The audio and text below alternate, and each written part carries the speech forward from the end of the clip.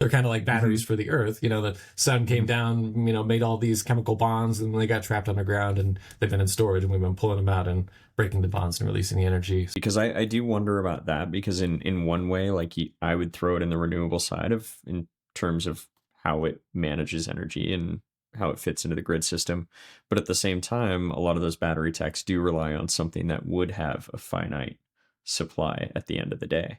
So where would you Yeah. put it on that? Because I'm always curious. It's always that push and pull. So I would consider like batteries in particular to essentially be kind of like a specialized form of chemical energy storage. I Mhm. mean, because basically you put in energy, it gets stored in chemical bonds, and then you can pull it back out, which is, I mean, that's basically how fossil fuels formed.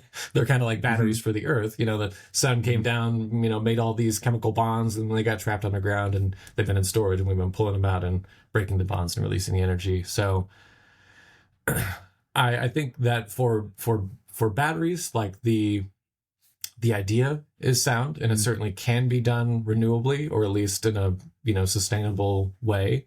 um I think some of the newer battery chemistries are, they're starting to move away from like more kind of like rare or expensive or hard to mine metals, Yep. towards like more common things like um uh the LFP, the lithium Mhm. iron phosphate. Like all of those things are pretty Widely abundant in the Earth's available. crust. Yeah.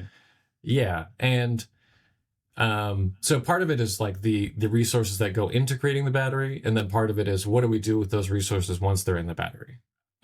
So especially after the battery has run its useful course of life, do we put it in a lower demand application where like the degradation isn't going to be as important, or do we try to crack it open and recycle those materials?